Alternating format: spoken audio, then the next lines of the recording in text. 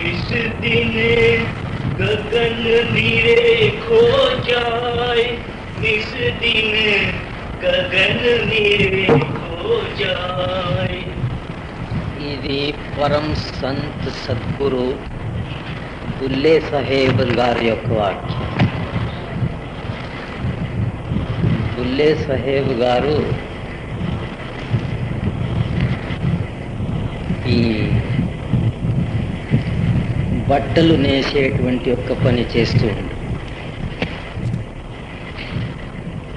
బాల్యము నుండి ఆయనకు పారమార్థం అంటే చాలా ఇష్టం.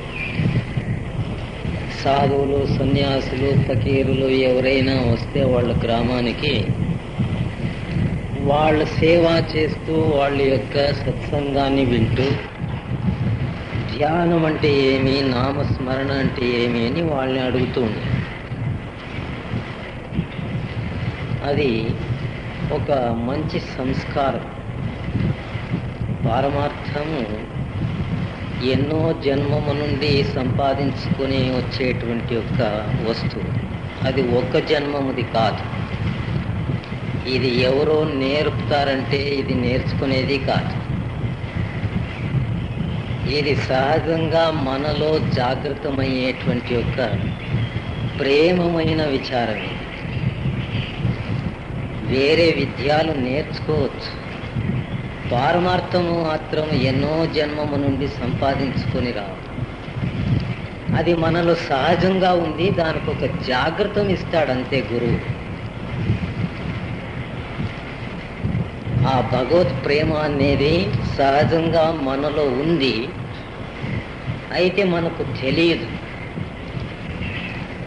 ఆ తెలివి మనకు రావాలా అనే దానికి సత్సంగము, ధ్యానము, అభ్యాసము ఇవన్నీ పెట్టినారు. దీనిని అభ్యసించే వాళ్ళు ఎంతమంది చిక్తారు? రాధాస్వాములు గారు ఢిల్లీలో సత్సంగాన్ని తమ జీవితం అంతా పెట్టినారు. 33 సంవత్సరాలు వాళ్ళు పారమార్థాన్ని అక్కడ నడిపిస్తే 4 మాత్రము దానిలో పాస్ అయినారు.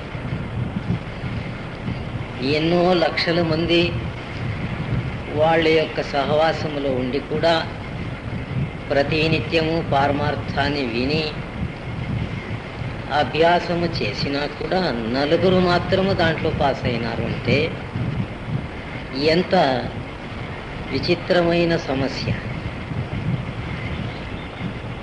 అందుకే ఏమంటాడు ఈయన బుల్లే సాహెబ్ గారు, అది అవుతుందో పోతుందో ఇది ఇంపార్టెంట్. దావు నడిస్తే ఊరెట్లు చిక్కుతుందో అదే రీతిగా ధ్యానాన్ని కూడా నువ్వు ప్రతినిత్యము ఈ భ్రూమధ్య స్థానములో లక్ష్యము పెట్టి చేస్తూనే ఉండు. అది ఏమైతుందో ఏమయ్యలేదో అది నీకు సంబంధం లేదు. కృష్ణుడు అదే మాటే అన్నే, నేను చెప్పినది నువ్వు చేయవయ్యా, ఫలాపేక్ష చేయవచ్చు. సంతులు కూడా ఏమంటారు, ప్రతినిత్యము క్రమము తప్పక నువ్వు అభ్యాసమును చేస్తూ ఉంటే ఒకనాడు అది సిద్ధిస్తుంది. అది నీ చేతిలో లేదు. నేను ప్రతినిత్యము అభ్యాసం చేస్తున్నాను, నాకు ఇంకా ఎందుకు ఏ పారమార్థ అనుభవము కాలేదు అని నువ్వు ఆలోచన చేయకూడదు. అది అవుతుందో పోతుందో అది నీకు సంబంధించిన విచారమే కాదు. నువ్వు ఊరికే చేస్తూ ఉండాలంతే. అది ఈ జన్మములోనే కావచ్చు, ఈ క్షణంలోనే కావచ్చు. అది నీ ప్రేమ పైన ఆధారం పడి ఉంది. కానీ నేను ప్రతి నిత్యము, ప్రతి నెల, ప్రతి సంవత్సరము ఎన్నో సంవత్సరాలు చేస్తే ఏమి కాలేదు అంటే అది అయ్యే పని కాదు. ఈ పారమార్థం విచారమే అటువంటిది. ఊరికే చేస్తూ ఉండాలి. ఆకలి అయితే ఎట్లు అన్నం భోజనం చేస్తామో, నిద్ర వస్తే ఎట్లా నిద్ర చేస్తాము, నెలకు ఉండి ఏది ప్రపంచ కార్యాలు సహజంగా మేము చేస్తూ ఉంటామో అదే రీతిగా ధ్యానము, అభ్యాసమును చేస్తూనే ఉండాలి. దీని యొక్క పరిణామం ఏమైతుంది అంటే సత్య మార్గములో మేము అభ్యాసము పెట్టుకుని నడుస్తుంటే ఆ సత్యశక్తి మమ్మలను స్నేహము చేస్తుంది. ఎందుకంటే సత్యశక్తి దూరంగా లేదు, దగ్గరే ఉంది. మన ప్రేమాన్ని, మన పవిత్రతని చూస్తూ ఉంటుంది. అది ఎవరి హృదయము పవిత్రమైందో అక్కడ ప్రేమము జాగృతి అవుతుంది. ప్రేమ జాగృతి అయింది అంటే ఆ పరమాత్మ శక్తి అథవా నామశక్తి నీలో ప్రకటమవుతుంది. అందుకే నిత్యము నువ్వు ఈ గగన మండలం అంటే ఈ భూమధ్య స్థానములో లక్ష్యాన్ని ఉంచి ఊరికే ధ్యానము చేస్తూ ఉండు. శంకరాచార్యులు ఉపదేశ సహస్రిలో ఏమంటారంటే, ఇది చేస్తేనూ చిక్కేలేదు, వింటే చిక్కేలేదు. దీనికి వ్రత ఉపవాసాలు తపశ్చర్యాలు ఏమి చేసినా ఇది పనికిరాదు. అంటే ధ్యానము అభ్యాసము చేయమంటారే ఎందుకు? ఈ మిథ్యారూపమైన ప్రపంచ కార్యాలు చేసేదానికిన్నా సత్య కార్యాలు చేస్తూ ఉంటే ఆ సత్యశక్తి యొక్క దయా కృప నీ పైన ఒకనాడు కలుగవచ్చు. అది గ్యారంటీ చెప్పరు, కలుగవచ్చు. మరి ఇట్లా పారమార్థం ఎందుకు చేయాలి? మేము చేయకోకపోతే విధియే లేదు, తిరుగు జన్మ మరణములు నువ్వు రావస్తావు. ధ్యానాభ్యాసమును చేస్తూ ఉంటే ఒకనాడు ఏమవుతుంది అంటే, భీష్ముడు పాండవులకు చెప్తాడు ఒక మాట, సహస్రనామ స్మరణాన్ని అభ్యాసము చేయండి. ఈ శరతల్పం పైన కొనుక్కున్నాను నేను. ఈ శరతల్పం అంటే ఏమి అంటే, ఈ ప్రాపంచిక క్లేశ కష్టాలు సంకల్ప వికల్పాలే ఆ శరములు. దాని యొక్క బాధ ఈ శరీరానికి అవుతుంది. ఈ శరీరం దాని యొక్క బాధను అనుభవిస్తుంది. నేను నామస్మరణ చేస్తున్నా. ఎప్పటి నుంచి చేస్తావయ్యా?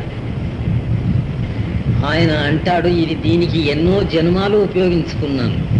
ఒక జన్మము కాదు, ఎన్నో జన్మాలు ఉపయోగించుకున్నాను. ఆ వెనకటి జన్మపు యొక్క సంస్కార బలముతో నాకు పవిత్రమైన గర్భములో ప్రవేశం సిక్కింది. సాత్విక వృత్తితో నడిచేటువంటి వాళ్ళ యొక్క గర్భములో నాకు ప్రవేశం సిక్కింది. వాళ్ళ యొక్క సంస్కార బలము నా సంస్కార బలము ఇవి రెండూ చేరి బాల్యము నుండి ఇదే ఒక అభ్యాసమును సాధించుకున్నాను.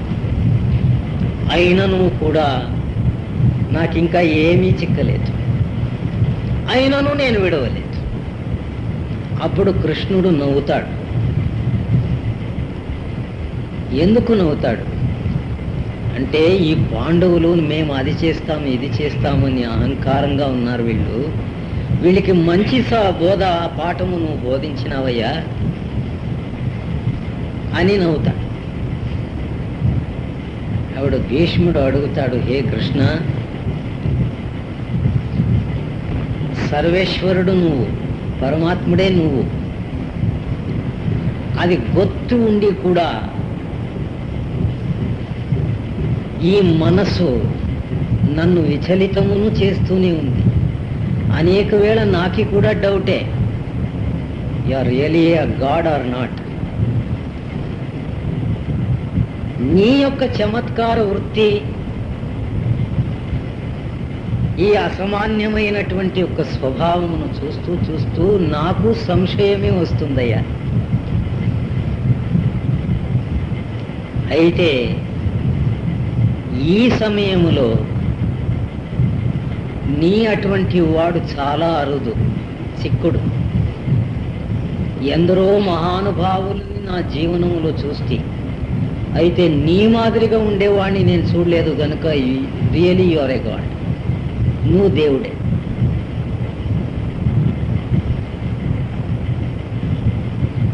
మానవ శరీరాన్ని ధారణ చేసి మన మధ్యములో ఉన్నావు, మేము తెలుసుకోలేదు. ఎట్లు తెలుసుకోవాలంటే, దానికి ధ్యానమును విడిస్తే ఇంకొక మార్గము లేనే లేదు అన్నాడు భీష్ముడు. సాకార వృత్తి నుండి నిరాకార వృత్తికి మేము పోతేనే ఆ భగవద్దర్శనము మాకు కలిగేది. సాకారములో ఉంటే చాలదు. అదే భీష్మ పర్వములో ముఖ్యమైన రహస్యం. అందుకే ఆయన గతప్రాణుడైనటువంటి స్థితిలో కూడా ఆ భగవంతుని యొక్క సహస్రనామ స్మరణ చేస్తూనే ఉండే.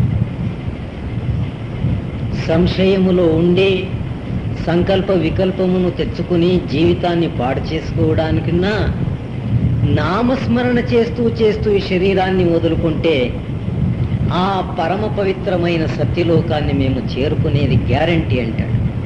ఎలాంటి ఆ నామములో అంత పవర్ ఉంది. ఆ నామశక్తి నిరాకారంగా ఈ భూమధ్య స్థానములో ఉంది.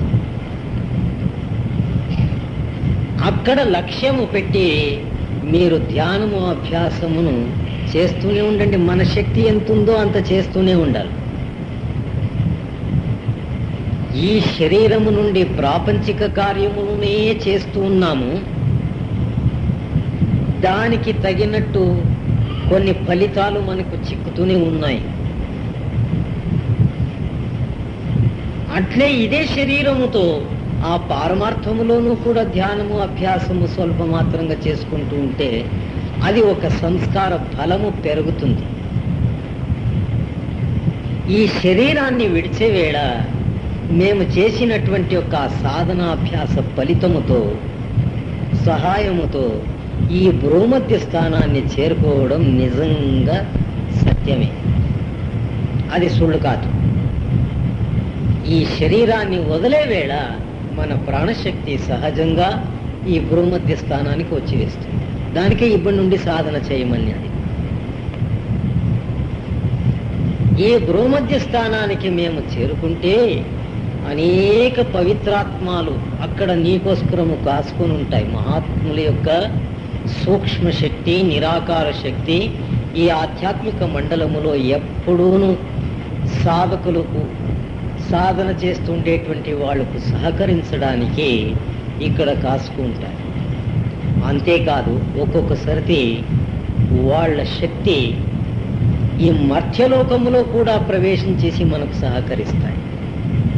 అందుకే ధ్యానాభ్యాసాన్ని చేస్తూ ఉండాలి. అరవిందులు జైల్లో ఉండే వేళ కృష్ణుని దర్శనమైంది ఆయనకి. అయితే ఆయన చాలా పరిశోధక వృత్తి అయింది. చటక్కని నమ్మేవాడు కాదు. తన భార్యకు రామకృష్ణ పరమహంస గారి యొక్క భార్య అయిన శారదామణితో ఉపదేశం ఇప్పించి తాను మాత్రం ఉపదేశం తీసుకోలేదు. ఎందుకయ్యా నువ్వు తీసుకోలేదంటే, నేను ఇంకా చాలా పరిశోధన చేయాలి. ఉండొచ్చును, వాళ్ళు పెద్దవాళ్ళు ఉండొచ్చు. పరమహంస లోకానికిన్నా ఇంకా పైన అనేక లోకాలు ఉన్నాయి అని నాకే ఒక విధమైన భావన పుట్టుతుంది. అంటే రామకృష్ణ పరమహంసులు ఇంకా కిందే ఉన్నారు అనే అభిప్రాయం ఆయన, ఇంకా సంపూర్ణమైన స్థితిని పొందలేదు అని. ఆ యొక్క పవిత్రమైన జ్ఞానం ఎన్నో జన్మము నుండి ఆయనకు వచ్చి ఉంది. ఆ పరిశోధన ఆయన చేస్తూ ఉంది. కృష్ణుని దర్శనమైతే సంతోషించినాడు గాని ఆ స్వరూపాన్ని స్వీకరించలేదు, తనలో ధారణ చేయలేదు. కారణమేమి? నేనేమి కోరుకోలేదు, నిన్ను రమ్మన్నలేదు, నిన్ను గురించి ప్రార్థన చేయలేదు. ఆకస్మితంగా వచ్చినావు. నువ్వు నిజమైన శక్తియో సుళ్ళైన శక్తియో, నెగిటివో పాజిటివో, గనుక కొన్ని దినాలు పోనీలే, తర్వాత ఆలోచిస్తాను అని వేశాడు. నిజంగా సత్యమైన శక్తి ఆయనకి సహకారం ఇచ్చేదానికి వచ్చింది. ఆ తర్వాత తెలుసుకున్నాడు. దానిపైన అనేక విధమైన ఆలోచన, తనలో అనుభవం వచ్చినటువంటి దాన్ని రాసినాడు. భగవద్గీత రహస్యమని చాలా అద్భుతంగా రచన రాసినాడు. ఆయన రాసిన భగవద్గీత అనుభవము సామాన్యంగా ఇంతవరకు ఎవరికూ అర్థమే కాలేదు. ఎందుకు కాలేదంటే, సహస్రదళ కమలాన్ని దాటిన తరువాతే ఆ అనుభవం సిద్ధి అయ్యేది. మేము ఇంకా మూలాధార చక్రాన్ని ముట్టినామో లేదో మనకేం గుర్తవుతుంది? బుల్లే సాహెబ్ గారు మాట కూడా అటువంటిదే. భూమధ్య స్థానాన్ని చేరినటువంటి వానికి నా మాట అర్థమవుతుందే గాని, లేదంటే ఇది గుర్తయ్యే లేదయ్యా. మరి మా గతి ఏమి గుర్తు కాకపోతే దానికే ఊరికే ధ్యానము స్మరణ చేస్తూ ఉంటాం. ఇది ఒక సంస్కార, సత్య సంస్కార, పవిత్ర సంస్కారము నీలో పెరుగుతుంది.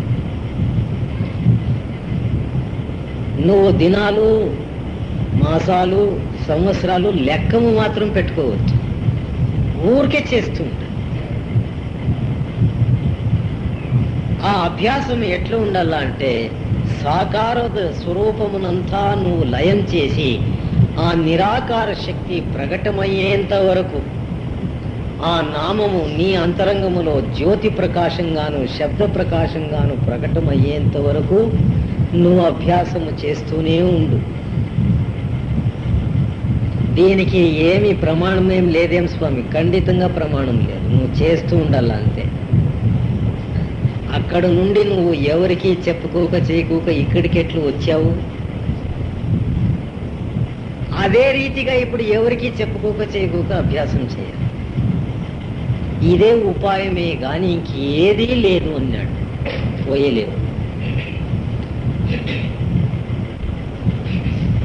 निस दिन गगन निरे खो जाए, निस दिन गगन निरे खो जाए, छोड़ दे बहु बात विषया, मगन है गुन गाए.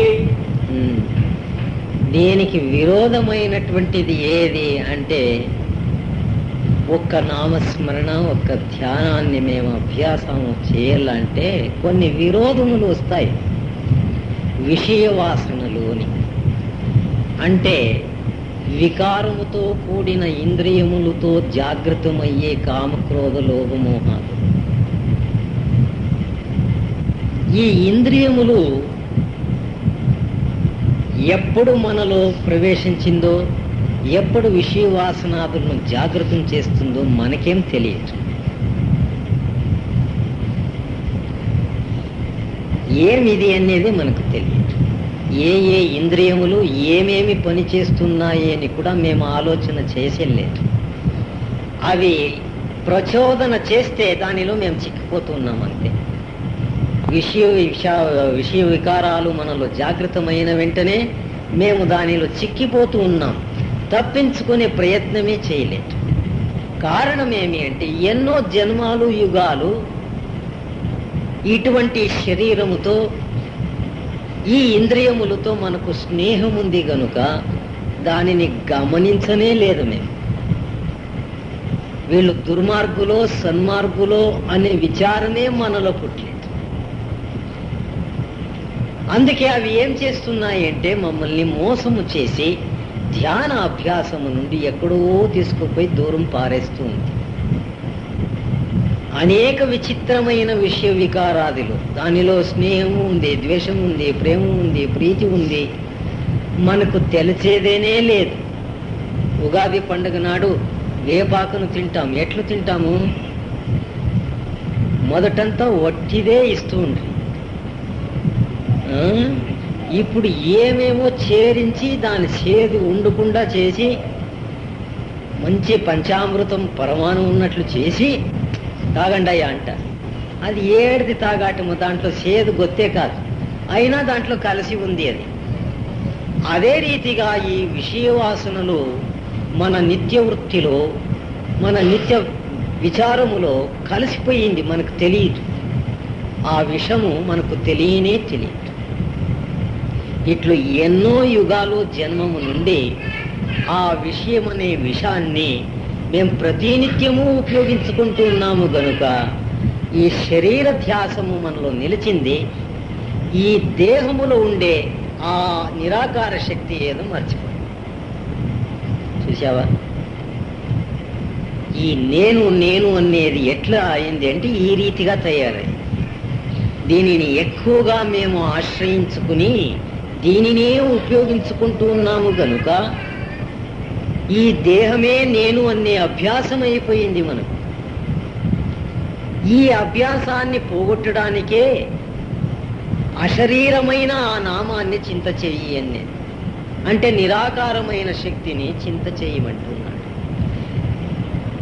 అంటే ఈ శరీర ధ్యాసాన్ని తప్పించుకోవాలంటే ఎన్నో యుగము నుండి అనేక విధమైన శరీరాలు తెచ్చుకుని మేము దీని నుండే 24 గంటలు పని చేసుకుంటూ ఇదే మేము అయిపోయినాము కదా. ఆ భావన పూర్తి పోవల్లా అంటే, దీని యొక్క ధ్యాసము తప్పల్లా అంటే మా ధ్యానం ఎంత తీవ్రతరంగా ఉండాలా. ఇది ఆలోచన చేస్తే అప్పుడు ఈ విషయ వికారములంతా ఈ దేహము ఇంద్రియములకు సంబంధించినదే గాని నాకు కాదు అనేది గుర్తయింది. అదే వాళ్ళు పరిశోధన చేసింది. ఇవన్నీ మనలో ఎందుకు వస్తాయి అంటే అవి ఉంది, ఈ దేహానికి సంబంధించుకుని ఉంది. వాళ్ళ స్నేహం నువ్వు చేసినావంతే. ఆ స్నేహాన్ని వదులుకోవడానికి ఎన్ని జన్మాలు ధ్యానం చేయాలనో అది చెప్పేదానికి కష్టం. అందుకే ఒక చోటు ఏమంటారు రాధాస్వామిలు, ఇది ఎవడో ఒక ప్రేమీ పురుషుడు ఆ పరమాత్ముని పైన తన లక్ష్యాన్ని నిలబెట్టి ఉద్ధారమవుతాడు, ఇది అందరితోనూ కాదు. అక్కడ ప్రేమీ పురుషుడు ఎవడంటే ఈ రహస్యాన్ని తెలుసుకున్నవాడు. ఈ విషయ వికారములు జాగృతమయ్యే ఇంద్రియములను అదుపులో ఉంచుకొని దాని వెంబడి పరిగెత్తిపోతూ ఉండేటువంటి ఒక శరీరాన్ని కూడా తన స్వాతంత్రములో ఉంచుకొని తన అధీనములో నిర్దాక్షిణ్యంగా కఠినంగా ఆ అభ్యాసాన్ని చేస్తూ ఉంటాడు. ఎంత శీఘ్రంగా పాత సంస్కారాలని పోగొట్టుకోవాలా అనే యొక్క వాంఛ ఆయనకి, ఆ తీవ్రత ఉంటుంది. ఆ దుష్ట సంస్కారాలంతా పోగొట్టుకోవాలా. అటువంటి ప్రేమి పురుషునికి ఇది కలుగవచ్చు. మనలో ఆ ప్రేమము లేదా అంటే ఉంది, అయితే అది అనేక భాగాలు అయిపోయినాయి. సాలిడ్ గా ఉండేది అంతా చల్లా పెళ్లి చేసుకునేసినాం. ఏదే దానిపైన వెళ్ళిపోయింది ఆ ప్రేమ శక్తి. ఇప్పుడు అదంతా మన దగ్గర స్వాధీనము చేసుకుని ఒక స్థానములో అది కేంద్రీకృతం కావాలంటే ధ్యానము తప్ప ఇంకేదానితోనూ సాధ్యం కాదు. అందుకే ఏమన్నారు, అవుతుందో పోతుందో నువ్వు చేస్తూనే ఉండువయ్యా. ఇది చాలా ముఖ్యమైన మాట. మా గురువులు గారు చెప్తుంటారు, మనకి ప్రశ్న వేయకూడదు, అవుతుందో పోతుందో. ఆ యొక్క డిసిప్లిన్ అంటే నీతి నియమాల్ని వదలక ఊరికే చేస్తూ ఉండండి. ఒకనాడు మీ ప్రశ్నకు మీలోనే జవాబు దొరుకుతుంది అన్నారు. అదే నేను తిరిగి అడుగుతుండలేదు. ఆ ధ్యానము అభ్యాసము స్మరణ తప్ప ఇంకే విచారము మేము మాట్లాడుతూ ఉండలేదు. గురువు దగ్గర వ్యర్థంగా ప్రాపంచిక విషయాలు మాట్లాడుతూ ఉండలేదు. అదే సంస్కారము పెరిగేదానికి అవకాశం. అదే అరవిందులు చేసింది. అనేక సంవత్సరాలు మౌనము, ఏకాంతము, తన గుప్త సాధన ఎవరికీ తెలియకపోయి ఆయన చేసిండే సాధన. ఆఖైర్లో ఏమైంది, తనను తాను సంపూర్ణంగా సత్యానికి సమర్పించుకున్నాడు. నేను చేసేదంతా చేసింది అయింది, ఇంకా మిగిలింది ఏమీ లేదు చేసేదానికి నా దగ్గర. ఇంకా ఏముంటే అంతా నీదే పో అని సరెండర్ అయిపోయి. ఆ సరెండర్ అయినాడు అంటే శరణాగతమైనటువంటి సమయంలో ఆ దివ్య, ఆ సత్యశక్తి ఆయనలో ప్రవేశించింది. అందుకే ఆయన ఏమంటూ ఉండే, ఇక్కడ నుండి అక్కడికేం పోయేదొద్దు, అక్కడ ఉండే ఆ సత్యాన్నే ఇక్కడికి తెచ్చుకుందామయ్యా మేము, ఇది మనకు సాధ్యమవుతుంది అని తరువాత బయట దానిని ప్రచారములో బోధించినాడు. అది ఒక అద్భుతమైన స్థితి. అయితే ఆ సాధన ఎట్లా ఉండే, తన శ్వాసము ఆఖైరు శ్వాసము పోయేంత వరకు ఆయన దగ్గర శిష్యవృత్తి చేస్తూ ఉండేటువంటి ఒక ఫ్రాన్స్ దేశపు యొక్క స్త్రీ, ఆయన్ని మదర్ అంటూ ఉండ్రి. ఆమె కూడా చాలా గొప్ప మహాన్ వ్యక్తి. ఆమెకు ఇది బోధించినాడు. ఏమి, ధ్యానము అభ్యాసము నియమము తప్పక చేస్తూ ఉంటే ఇదో ఈ ఆఖైరు క్షణములో నాకేమి కలిగిందో జ్ఞానము అది నీకి చిక్కుతుంది అన్నాడు. అంటే ఆయన ఎన్ని సంవత్సరాలు ఈ శరీరములో ఉండినో ఇక్కడ ఈ ప్రపంచములో అంతవరకు ఆయన అదే చేస్తూ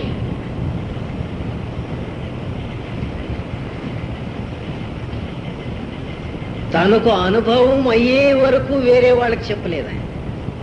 అదే గొప్పతనం.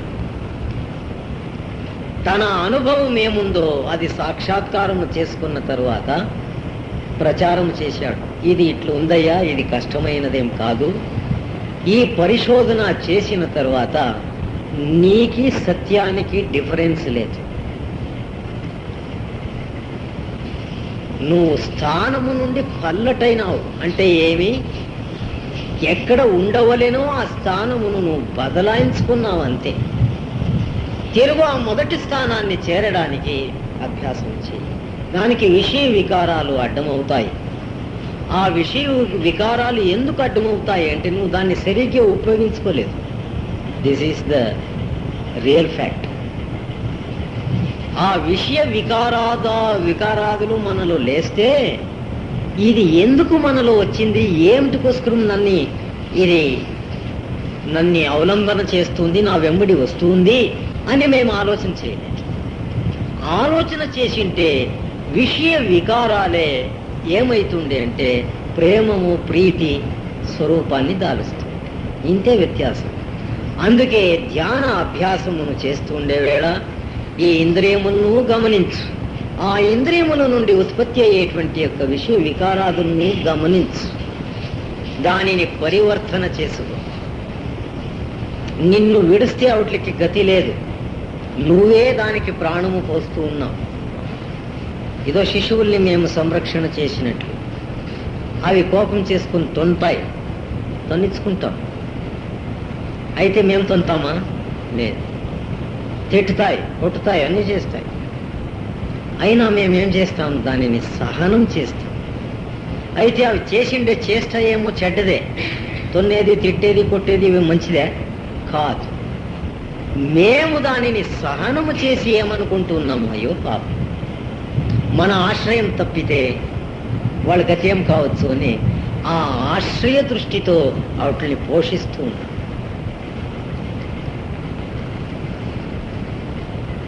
దానికి ఒక క్రమశిక్షణ మేము నేర్పితే అదే విషయ వికారాదులు ప్రేమశీల సంతోష క్షమ అనేటువంటి గుణాన్ని అవలంబిస్తాయి. అవే ఆ రూపాన్ని దాలుస్తాయి, ఆ గుణమును తెచ్చుకుంటాయి. అప్పుడు నీ ధ్యాన సిద్ధి అయింది. అప్పుడు ధ్యాన సిద్ధి. దానిని విరోధము చేయవద్దు. దానిని నీలోని సహనముతో ఆ యొక్క విరోధమైన శక్తులను స్నేహము చేసుకోవడానికి నువ్వు ప్రేమించు. చెడ్డది యావది లేదు ఇక్కడ. ప్రపంచములో చెడ్డ వస్తువులు యావది లేదు. మన భావన చెడ్డది. ఆ భావనతో మేము ఏమి తాకినా ముట్టినా ఉపయోగించినా అవి చెడ్డదైపోతాయి. ఇప్పుడు మామిడి పండు ఇచ్చారు. ఆ మామిడి పండును ఎట్లా కోసి ఇవ్వవలేను, ఇది ఒక టెక్నిక్. ఎందుకు చెప్తానంటే ఒక పండు అనే వస్తువులో సామాన్యంగా చాలా కష్టంగా తయారయ్యే వస్తువు అది. దానికి ఎన్నో విఘ్నాలు ఉన్నాయి. ఒక పండు కావాలంటే చాలా విఘ్నం. ఆ విఘ్నమునంతా దాటుకొని వచ్చి అది పండే ఉంటుంది. దానిని మన చేతిలో ఆ పండును పీకి ఒక 5 నిమిషాలు పెట్టుకొని తరువాత దానిని ప్రయోగశాలకి ఇస్తే దానిని నిండా మన శరీరంలో ఉండే విషము చేరిపోయి ఉంటుంది. సహజమైన రుచి ఏముంటుందో దాంట్లో అది వెళ్ళిపోయి ఉంటుంది. కారణమేమి? ఈ పండును నేనే తినాలా అనే మొదట భావన. మొదట కలిగే భావన ఏది? ఇది నేనే తినేడుస్తాం అనే భావన విషపూరితమైనది. ఆ విషపూరితమైనటువంటి ఒక భావనతో చూసిన దృష్టి విషపూరితం. దానిని వాసన చూస్తాం. ఆ వాసనలో కూడా స్వార్థం ఉంది. ఆ స్వార్థమే విషం. అది దీనిలో ప్రవేశమైంది.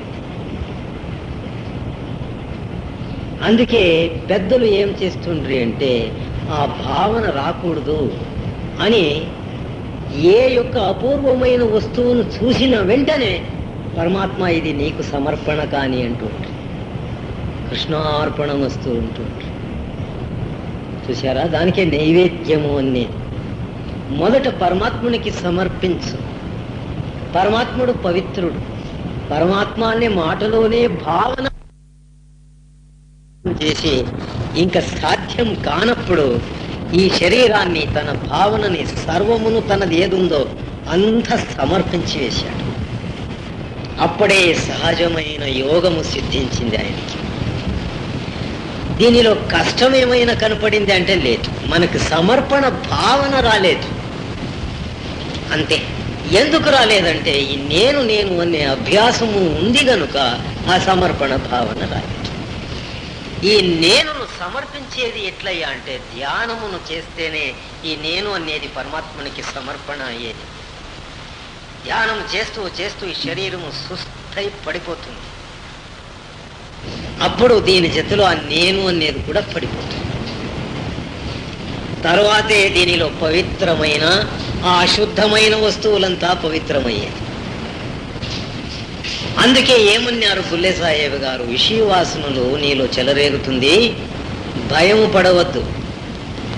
దానినంతా బాగా ప్రయోగశాలని శరీరం ఇది ఎందుకు పుట్టే, ఈ కామక్రోధలోభ మోహాదులు ఇవన్నీ ఎందుకు వచ్చింది, దీనిని ఏ రీతిగా నేను సదుపయోగం చేసుకోవాలా, ఉపయోగం చేయాలా, దీనిని పారేసే వస్తువు ఏదైనా ఉందా, ఇవన్నీ బాగా పరిశోధన చెయ్యి.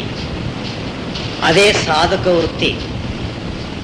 దానిలో ఎవడు ఉత్తీర్ణుడైతాడో వాడు ఈ భూమధ్య స్థానాన్ని చేరుతాడు.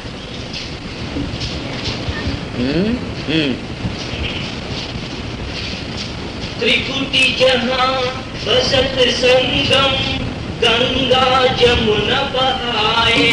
దానికి ఎందుకయ్యా ఇక్కడికి చేరుకోవాలంటే ఈ కలుషితమైనటువంటి వస్తువులంతా శుద్ధమయ్యేదానికి ఇక్కడ జ్ఞాన భక్తి వైరాగ్యం అని 3 నదులు సంచారము చేస్తున్నాయి, ప్రవహిస్తుంది. అక్కడ ఆ సంగమ స్థానానికి మేము పోయి చేరుకుంటే ఈ లోపల ఉండేటువంటివి ఇవన్నీ పరిశుద్ధమైపోతుంది, అశుద్ధంగా ఉండేటువంటి వస్తువులంతా శుద్ధమైపోతుంది. అందుకే ఇక్కడ ధ్యానాభ్యాసం అని ఎప్పుడు ఇక్కడ లక్ష్యము పెట్టి చేస్తూ ఉండండి అన్నీ. నిజంగా అది రైటే. క్రింద ఎక్కడైనా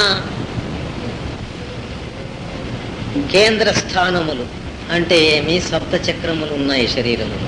ఈ నేత్రమును ఉండే క్రింద స్థానములు ఉండే చక్రముల పైన హఠయోగములు చేసేటువంటి వాళ్ళు, అష్టాంగ యోగాన్ని చేసేటువంటి వాళ్ళు ఈ నేత్రము నుండి క్రింద ఉండే చక్రాల పైన తమ యొక్క మనసును నిలుపుతారు, కేంద్రీకృతం చేస్తారు.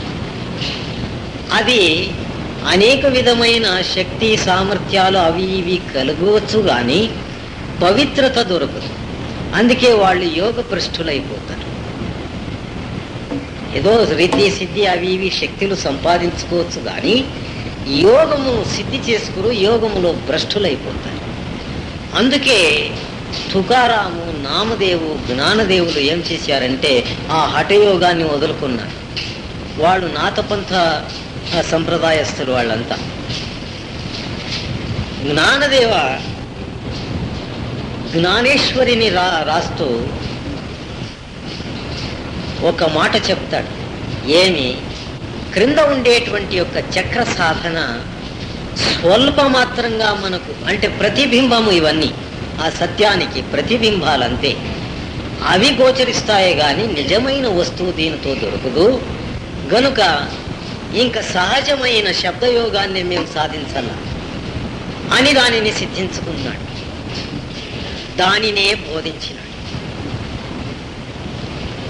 తన చైతన్య శక్తిని ధ్యాన అభ్యాసమును చేస్తూ చేస్తూ చేస్తూ ఈ భూమధ్య స్థానములో తెచ్చుకున్నాడు.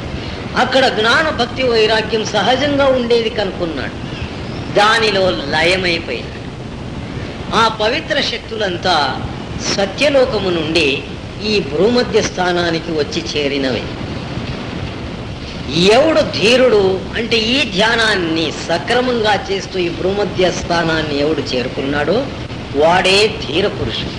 అటువంటి వాడు ఆ జ్ఞాన భక్తి వైరాగ్యము అనేటువంటి పవిత్ర శక్తిలో లయమయ్యి తన యొక్క అశుద్ధమనంతా పోగొట్టుకుంటాడు.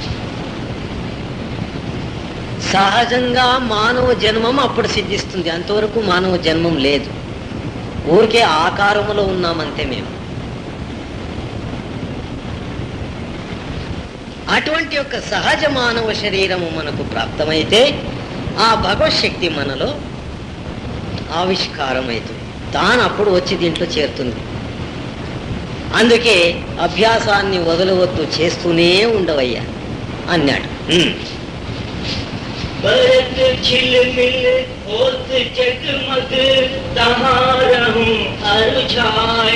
దానికి ఏమంటాడు? నీ యొక్క శ్రద్ధా ప్రేమతో కూడిన సాధన ఆ పరమాత్మునికి తెలియదా? తెలుస్తుంది. వాడు నువ్వు చేస్తూ ఉండే ఈ ప్రేమ భక్తి సాధనను చూసి వాడు నీ హృదయ స్థానములో నర్తనము చేస్తాడు. అందుకే మీరాబాయి ఒక చోట ఏమైంది, నేను నా కాళ్ళకు ప్రేమమనే గెజ్జలు కట్టుకుని పవిత్రమైన భావన అనేటువంటి యొక్క ఏకనాదమును ధ్వని చేస్తూ ఆ పరమాత్ముని స్మరణ చేస్తున్నాను. నాలో వాడు కొనుస్తూ ఉన్నాడయ్యా. నా శరీరాన్ని వాడు నర్తనానికి ఉపయోగించుకున్నాడయ్యా. ఆ నర్తనం ఎట్లుండే అంటే దానికి వర్ణన లేదు. ఇప్పుడు వీళ్ళందరూ నేర్చుకొని కొనుస్తుంటారు, డాన్సులు గిన్సులు చేస్తారు కదా. ఇది ఎవరైనా చేయొచ్చు నేర్చుకుని. అయితే ఈ ప్రేమపూరితమైన నృత్యం ఉందే అది భగవంతుడే చేస్తున్నాడు కానీ మీరాబాయి కాదు.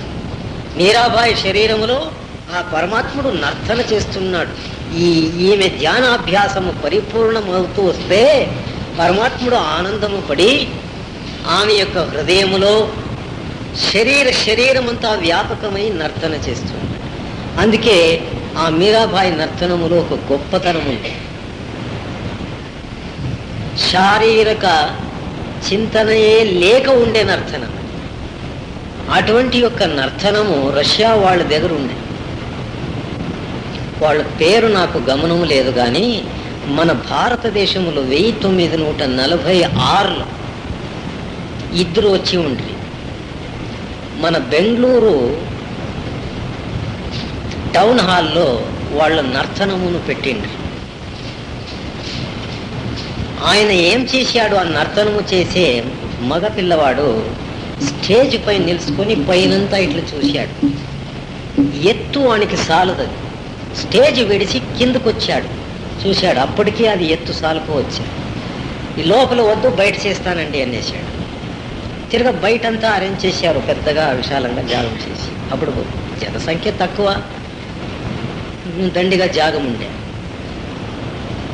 బయట ఆయన్ని నర్తనాన్ని చేసేదానికి లైట్ అరేంజ్మెంట్స్ అవి ఇవి చేసి పెడితే ఆయన భూమి స్పర్శము లేకనే ఒకే ఒక సరితి పైనికి ఎగిరివేసి అర్ధగంట వరకు భూమికి ఆకాశానికి మధ్యములో నర్తనము చేస్తూ ఉన్నాడు. సుమారు ఒక 20 అడుగులు పైన ఉంది ఆయన శరీరం. ఇంకొక ఆయమ్మ కింద నిలుచుకునింది. పై నుండి చేతిని ఇట్లా క్రిందికి అంటే ఆమె శరీరం సహజంగా చేత వెనకనే పైనకి వెళ్ళిపోయింది. ఆయమ్మ శరీరం కూడా భూమి స్పర్శము లేకనే నర్తనము చేస్తుంది. ఇట్లు ఒక 5-6 సర్తి దానిని చేశాడు. తర్వాత శారీరక భావన వచ్చింది, కిందకు వచ్చినాడు.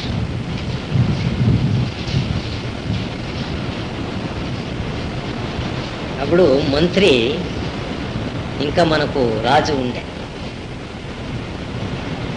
మాధవరావు అని మంత్రి. ఆయన అడుగుతాడు, ఇంకొకసారి ఇది చేసి చూపండి అయ్యాడు. అయ్యలేదు అన్నారు. ఎందుకంటే ఆ భావనే వేరే. ఆ భావము ఒక్కొక్కసారి పుడుతుంది, ఒక్కొక్కసారి పుట్టుతుంది. మీరు కోరితే మాత్రం అది అయ్యలేదు, సహజంగా అది వస్తుంది. అప్పుడు దాంట్లో కలిసిపోతాం మేము. ఇది అంతే. మరి సహజంగా వచ్చేదానికి మీరు ఎన్ని దినాలు అభ్యాసం చేశారు అంటే ఆయన అంటాడు, దీనికి ఇంత అన్ని అభ్యాసము లేదయ్యా, ఇది చేస్తూనే ఉండాలి.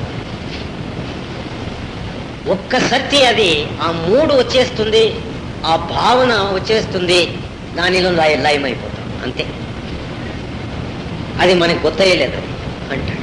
ఇది అంతే, గుర్తయ్యలేదు. ఇది నువ్వు చేస్తూ చేస్తూ చేస్తూ ఉండగా నీలో కుండలని జాగృతమవుతుంది. అదే నర్తన స్థితి. ఇప్పుడు బాగా అర్థం చేసుకో. కుండలిని మేం బలాత్కారంగా జాగృతం చేయకూడదు. అట్లా చేసేవాడు ఇక్కడికొకడు వచ్చిండే,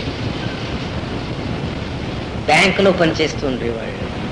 ఆయన ఇట్లా ముందర కూర్చొని ఏదో మాట్లాడుతూ ఉంటే, కుండలిని జాగృతమైంది స్వామి, ఈయనకి దాన్ని చూపుతాడు చూడండి. పాపం ఆయన శ్రమం పడినాడు. ఉన్నట్లే ఆ కుండలిని శక్తి జాగ్రత్త అయితే శరీరం అంతా ఇట్లా వణుకుతుంది, డ్యాన్స్ చేసినట్లు అవుతుంది. అయితే అది స్థిరంగా ఉండదు. దానికోసం వచ్చినాడు ఇక్కడ. ఆ స్థిరత్వాన్ని నేను ప్రార్థించుకోలే. ఎట్లా నేనంటే ఇట్లా చేస్తే రాదప్పది, ఇది ఇంకా దేహ భావనలోనే ఉంది గనుక ఆ కుండలిని పైనికి రాదు, కిందికి పోదు, అది తొల్లాడుతుంది అంతే. ఇది ఇట్లా కాదు, దీర్ఘ కాలం వరకు సహజమైన ఈ ధ్యానాన్ని చేస్తుంటే ఆ కుండలిని జాగృతమై తాను నర్తనం చేస్తుంది. అంటే పాపం వాళ్ళు సంతోషించినారు. అవును, మేము ధ్యానం అనేది స్వల్పమే చేసేది, బలాత్కారంగా కుండలిని ప్రచోదన చేస్తాం మేము, అది పొరపాటని తెలుసుకున్నారు. ఆ తర్వాత ఏం చేసుకున్నారో ఏమో తిరుగు రాలేదు. ఇది అంతే. ఈ శరీరము స్థిరమయ్యి ఇంద్రియములంతా స్థిరమైన తరువాత స్వల్పకాలం ఈ అభ్యాసము సాగితే కుండలిని శక్తి పైనకి వచ్చి వేస్తుంది. హృదయ చక్రాన్ని తాకిన వెంటనే నర్తన స్థితి వస్తుందండి. అది నర్తనము చేసుకుంటూ అనేక విధమైన ధ్వనులు ప్రకాశమును పుట్టించుకుంటూ ఈ భ్రూమధ్యములు కలుస్తుంది. అప్పుడు నువ్వు సహజమైన భక్తుడు, ధ్యాని అనిపించుకుంటావు. అంతవరకు దీనిని చేస్తూనే ఉండాలి. స్వల్ప మాత్రంగా ప్రకాశం అయితే కొందరు విడిచిపెట్టేస్తారు. ఏదైనా ఒక శబ్దం వినపడితే అయిపోయింది అనుకుని విడుస్తారు. కాదు, అవన్నీ గ్లింప్సెస్, అంటే సూచనలు. పర్వాలేదప్పా, నువ్వు ఆ సరైన మార్గంలో ఉన్నావు అని ఒక సూచనలు. ఇట్లు సాధనకు మేము సమయాన్ని ఉపయోగించి ప్రతినిత్యము అభ్యాసాన్ని క్రమంగా చేస్తుంటే మనలో ఉండేటువంటి సత్యశక్తి దర్శనం ఇవ్వక ఎక్కడ పోతుంది? మేము దీన్ని వదులుకుంటాము, ఏమేమో చేసుకుని ఎక్కడెక్కడో తిరగడము, ఏమేమో లేనిపోని కోతి చేసుకుని సమయాన్నంతా పోగొట్టుకుని ఒకనాడు ఏదో పశుపక్షులు చనిపోయినట్లు మేము ఈ శరీరాన్ని వదులుకొని వెళ్ళిపోతాము. దీని విలువ మనకు తెలియకనే పోతుంది. ఆయన ఒక నేసేవాడు, అక్షరమును ఒకనాడు అక్షరాన్ని చూసినటువంటి వాడు కాదు, రచన అనేది తెలియదు. అటువంటి వాడు వేదాంగములో లేని యొక్క రహస్యాన్ని ఆ బుల్లే సాహెబ్ గారు రెండు వాక్యములో పలుకుతున్నారంటే మనకెందుకు ఇది సిద్ధించకూడదు? ఆయన అంటాడు, నా ఎటువంటి అమాయకుడు ఎవరూ లేదయ్యా, సద్గురువు యొక్క కృప నాకు కలిగింది. కృప అంటే ఏమి? నువ్వు ఇది చేసే తీరల, లేదంటే నీకు పారమార్థం అబ్బదు అన్నాడు. ఆ దృఢ సంకల్పము ఆయన పుట్టించినాడు, అదే కృప. దానితో నేను ఈ స్థితికి వచ్చినాను, మీకు బోధించే స్థితికి వచ్చినాను. లేదంటే నాకేం తెలుసు? ఇదే కృప. కృప యావది? విడవక ధ్యానాభ్యాసాన్ని చేయడమే. ఇది విడిచి ఇంకేమి అడిగినా చేసినా సమాధానమేమో గురువు చెప్పొచ్చును, కానీ అది నీకు సంపూర్ణమైన తృప్తిని కలగనీయదు. ఎందుకంటే నీ హృదయములో ఆ ద్వారము తెరుచుకోలేదు. ఇంకా వాడు ఏం చెప్పినది కూడా అది జారిపోతుందే గాని ఆ తత్కాలం తృప్తి కావచ్చు, కానీ శాశ్వతంగా అది నిలవదు. అది నీ దోషమే గాని గురువుది కాదు. ఇప్పుడు చెప్తూ ఉండేది కూడా అట్టిదే. ఇప్పుడు ఏమి రహస్యం ఏమి దాచిపెట్టుకోలేదు, గురువు చెప్పేస్తూ ఉన్నాడు.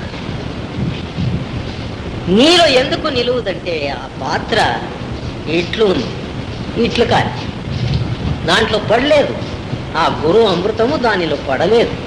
సంగ్రహం చేసుకోవడానికి అది అవకాశం లేదు. ఒక్క బారులు పడిపోయింది. దానిని ఇప్పుడు తిప్పేయాలి.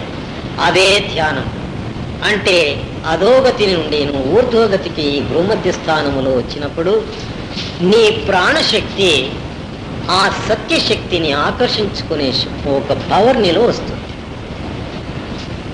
అంతవరకు ధ్యానాభ్యాసాన్ని చేస్తూనే ఉండాలి.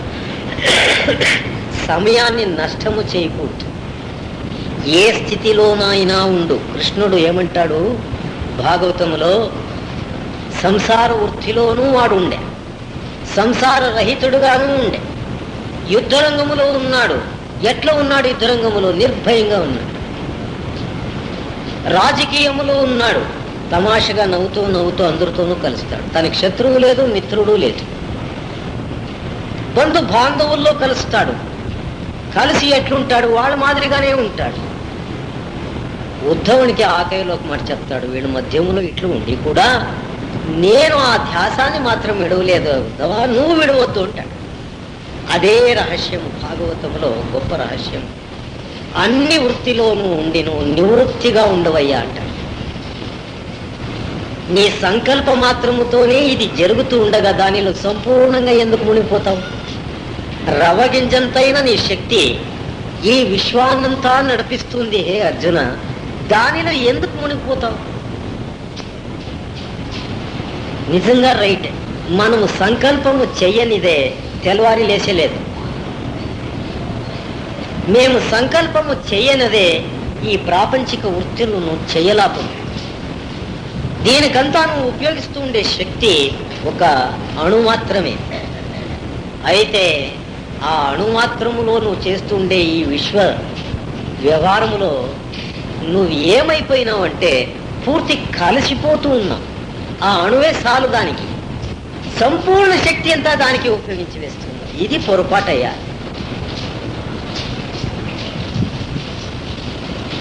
చూసారా? ఆ సంకల్పం అనే శక్తియే విజ్ఞానం శాస్త్రజ్ఞుల చేతికి చిక్కి ఏమైంది? ఈ కంప్యూటర్లు, ఫోన్లు, వైర్లెస్ ఫోన్లు ఇవన్నీ తయారయ్యింది. మొదట నడుచుకొని పోవలసి ఉండే వ్యవహారం చేయాలంటే, తర్వాత సైకిళ్ళు వచ్చాయి, బండులు వచ్చాయి, ఎద్దులు వచ్చాయి, అవన్నీ వచ్చాయి. ఇప్పుడు ఏరోప్లేన్లు ఇవన్నీ వద్దు. ఇప్పుడు ఊరికే ఆలో అని నడిస్తే అయిపోయా, నీ వ్యాపారం ముగిసిపోయా. నీ సంకల్ప శక్తి ఎంత సూక్ష్మంగా ఉంది ఇప్పుడు ఆలోచించండి. అందులో ఫోన్ ఏం చేస్తారు?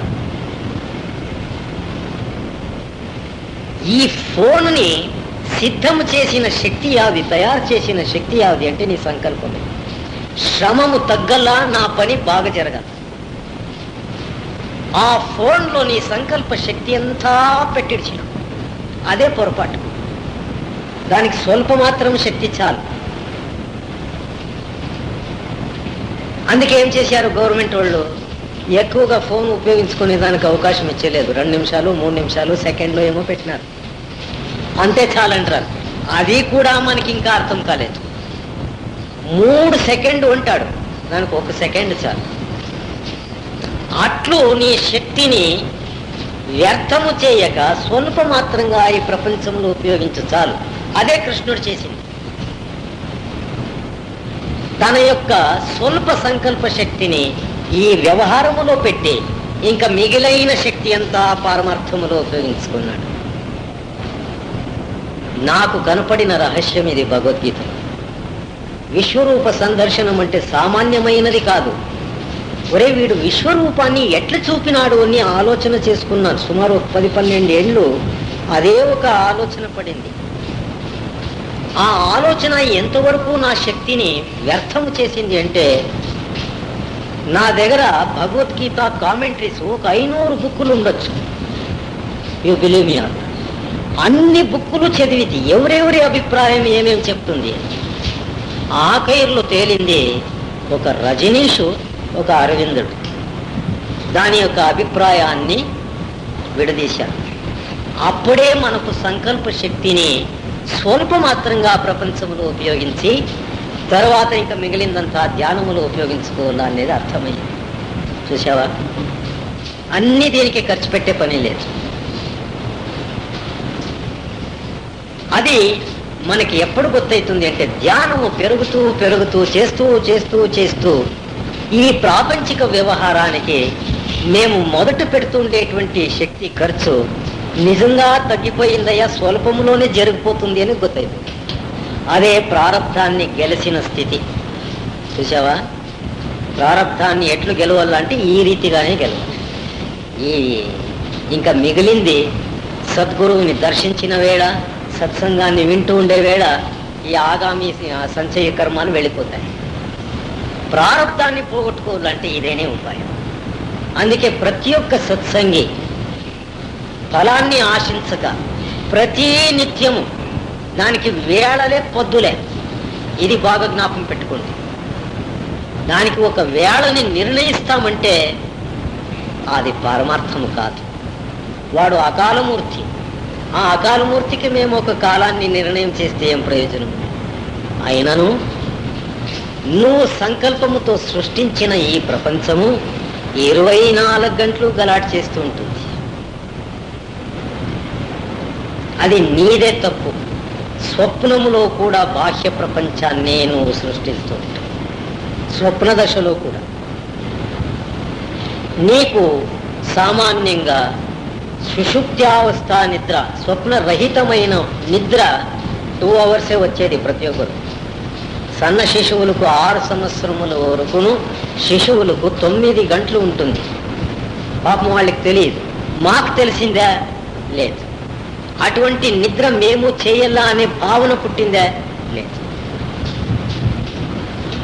స్వప్నరహితమైన నిద్ర 2 hours, 2 గంటలు వస్తుంది మనకు ప్రతినిత్యం. దానికి వేళ ఏం నిర్ణయించినారు? 2:15 నుండి 4:15 వరకు నిర్ణయించినారు పెద్దలు. ఆ వేళ నువ్వు జాగ్రత్తగా ఉంటే చాలు. నువ్వు పడుకొని ఉండు, నీ శరీరం పడుకోండి, నువ్వు జాగ్రత్తగా ఉండు. చాలా సులభం అది. ఆ వేళ మన లక్ష్యాన్ని ఇక్కడ స్థిరం చేసి ఊరికే ఉండవచ్చు. ఆ స్థితిలో అది వచ్చేసింది చెప్పేస్తాను. ఆ స్థితి మీరు అభ్యాసం చేసుకుంటే, ఒక 15 దినాలు ఈ అభ్యాసం చేసుకుంటే నువ్వు తేలికైపోతావు. నీ శరీర సహితంగా ఈ యొక్క భూమి స్పర్శము లేకనే, దీని యొక్క ఆకర్షణ శక్తికి నీ శరీరము చిక్కదు, పైనకి లేసేస్తుంది. నువ్వు పడుకొని ఉంటావు. భూమిని విడిచివేస్తుంది. ఒక ఆనందమైన సంచారము జరుగుతుంది. భూమి స్పర్శాన్ని వదులుకుని నీ శరీరము ఆ ఆధ్యాత్మిక స్థానములో సంచారము చేస్తూ ఉంటుంది తేలికంగా. జస్ట్ లైక్ అని ప్లేన్, ఒక ఏరోప్లేన్ పోయినట్లు తేలుతూ ఉంటుంది. ఒక్కొక్క సమయములో శరీరము భూమిపైనే ఉంటుంది. నీ యొక్క చైతన్య శక్తి ఈ దేహాన్ని విడిచి ఆకాశములో సంచరిస్తూ ఉంటుంది. ఎక్కడెప్పుడు తెలియని స్థానమునంతా నువ్వు సందర్శిస్తూ ఉంటావు. తెలియని అవ్యక్త వ్యక్తులంతా నువ్వు దర్శించుకుంటూ ఉంటావు. పురాణ పురుషులను నువ్వు చూస్తూ ఉంటావు. ఇది కలాపు అనుకుంటాం, స్వప్నం అనుకుంటాము. కాదు, అభ్యాసము చేసే పురుషులకు ఇవన్నీ కలుగుతాయి.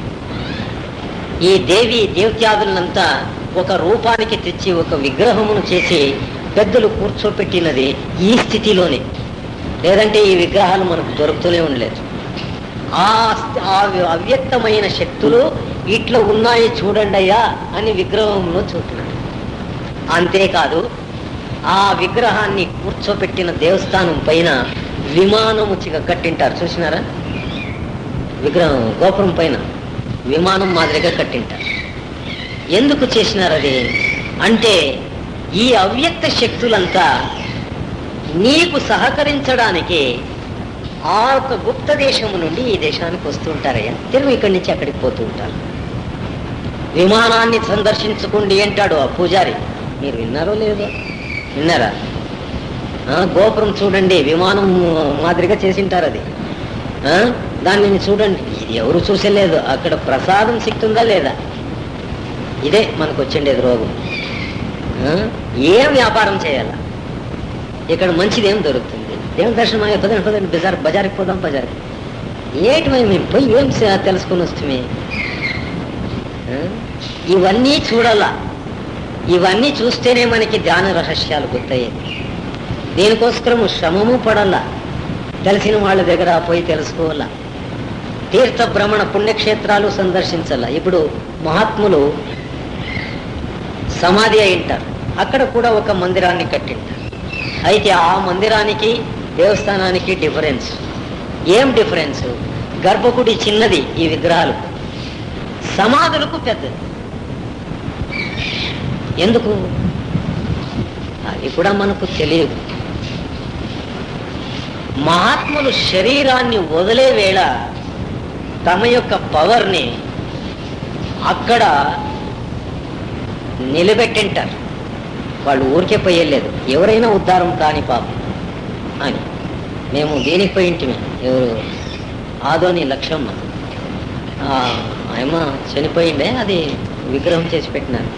ఏదో వీళ్ళు ఎవరింటికి వెళ్ళాము, రత్నమ్మ వాళ్ళ ఇంటికి వెళ్ళిపోయింటి, ఓపెనింగ్ సెరమనీ. అప్పుడు ఆ దేవస్థానంలో పోతే, ఆ దేవస్థానంలో పోతే నిజంగా ఆమె ఒక గొప్ప సాధకులే, మంచి అభ్యాసము చేసినటువంటిది, దేహ ధ్యాసము లేని యొక్క సాధన. అది క్రియాయోగము అని, హఠయోగములో ఒక భాగం. అది ఆయనకి ఎట్లా దొరికిందో ఏమో నాకు ఆ పూర్వ హిస్టరీ తెలియదు, కానీ ఆమె దానిలో ఆ సాధన చేసుకుంటూ ఉంది. ఆమె యొక్క సంభాషణలో కూడా ఆ భావనలు ప్రకటమవుతుంది. మన ఊర్లో ఒక పెద్ద మల్లప్ప అని ఉండే, ఆయన పోయిండే అక్కడికి, ఇంకా ఉండేవాడు. వాడు వస్తూ ఉండగానే ఎవరెవరెవరే వాడు వస్తున్నాడు రా, ఇంకా ಸ್ವಲ್ಪ దూరంలోనే ఉన్నాడు, వాడు వస్తున్నాడు ముండాగుడుకు, వాడు మనసు ఒకటి మాట ఒకటి, వాడిని నా దగ్గరికి పిలుచుకురావద్దండి అందంటే. వాడు అసాధ్యుడే, వాడు అందరూ అట్లేనమ్మో ఉండేది, నువ్వు మాత్రం కాదేమి, బయట ఒకటి చెప్తావు లోపల ఒకటి పెట్టుకున్నావు, మరి నువ్వు ఇంకేమి అందంటే వాడు. అప్పుడు ఆయమ్మ నవ్వుతూ నవ్వుతూ, రే నీకు గురువు చిక్కినా కూడా నువ్వు దాన్ని ప్రయోజనం పొందలేదు, ఇక్కడికి ఎందుకురా వస్తువే, అది అక్కడే ఉండే కాదురా అన్నట్టు. నిజమే, ఆయన నాకు ధ్యాన గురువు, ఆయన పెద్దమల్ల, ఆయన జొత ఉండగా నాకు యనమల దొడ్డి అనే ఆ కుగ్రామంలో ఈ ధ్యానం అనేది ఏమి అనేది ఆయనతో నేను నేర్చుకుంటాను. మా గురువు గారు ఊరికే థియరీ చెప్పేసిరి, ధ్యానం చెప్పలే, ఈ వీడు చెప్పా. దినము నా జతలో రాత్రి వేళ పగటి వేళ ధ్యానానికి వస్తుండే ఆయన, మంచి యోగ్యుడు, చాలా ధార్మికుడు, అహింసా వ్రతస్థుడు, ధ్యానానికి సహకరించినాడు. లేదంటే నేను కూడా సోమారి దునిపోతూ అవుతుంది. కొండలో వచ్చి మా గురువు ఎక్కడ చూస్తాడు, బెంగళూరులో ఉండేవాడు, బాగా పనుకోరా అని పడుకుంటూ ఉంటుంది. అప్పుడు చేసినదే ధ్యానము, ఇప్పుడు చేస్తే చేయొచ్చు, ఇడిస్తే ఇడొచ్చు, ఎలాంటే అది సహజమైపోయింది. ఆ సహజ స్థితికి వచ్చినప్పుడు కొన్ని దివ్యానుభవాలు నాకు ఒక్కడికే కాదు, మీకు కూడా వచ్చింది. దీన్ని అనుభవించండి. ముక్తి మోక్షం వండుకొని అది మీ జన్మ హక్కు, మీరు ముక్తులే, ఎప్పుడు మీరు ముక్తులే, అది సంపాదించుకునేది కాదు. ఇవన్నీ కొన్ని సందర్భంలో ఇట్ ఈస్ ఏ స్పోర్ట్ అని నేను చెప్తూ ఉంటాను. ఇది మంచి ఆనందం ఇచ్చే ఆటాలు. ఇది మన శరీరము తేలేది, ఆకాశంలో సంచరించినట్లు అయ్యేది, అనేక దివ్యాత్మల్ని దర్శించుకునేది, ఆ దేవీ దేవత్యాదుల్ని ఆ సూక్ష్మ శరీరములో దర్శించుకోవడము, ఇవన్నీ ఎంత బాగుంటుంది. అంతేకాదు, ఇంకా దుష్టశక్తులను కూడా దర్శించుకోవచ్చు. దుష్టశక్తులు ఆ వేళ ఇటువంటి ధ్యానాభ్యాసాన్ని చేస్తుండేటువంటి వేళ అవి కూడా సంఘటన పడతాయి. అయ్యో మేము కూడా ఇట్లా చేసుకుని ఉంటే బాగుంటుండే కదా, వ్యర్థంగా మన జన్మాన్ని పోగొట్టుకుంటేమే, భూత ప్రేత పిశాచులై తిరుగుతున్నామే, ఇది మనకు తెలియకపోయిందే అని వేడుస్తాయి. మనకేం భయం పెట్టవు అవి, భయం పెట్టేదానికి వాళ్ళ దగ్గర ఏముంది, నువ్వు భయం పెడితే అవి చనిపోతాయి. నువ్వు ఒక మంచి మాట్లాడు, ఆ ప్రేత జన్మాలు వెళ్ళిపోతాయి వాటికి. అంత పవర్ మనలో ఉంది. అదే సంకల్ప శక్తి, అదే కృష్ణుడు అనేది. విశ్వరూప సందర్శనం నేను చూపేది కాదురా, నువ్వు విశ్వరూప సందర్శకుడే, నీలో కూడా ఆ పవర్ ఉంది.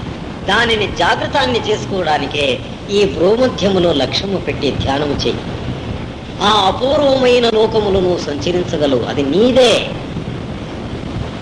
అవన్నీ స్థానాలు నీవే గనుక నువ్వేమో అక్కడ కొత్తగా ఇది అనుమానము సంశయం పెట్టుకునే పని లేదు.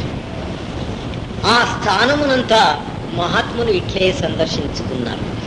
అందుకే నానక్ గోష్ఠి అని ఒక పుస్తకం రచించిన కదమయ్య, కేవలము ఋషి మునియాదులు యోగిలు జపీ తపియాదులకు మాత్రమే బోధించిన ఒక భాగం అది.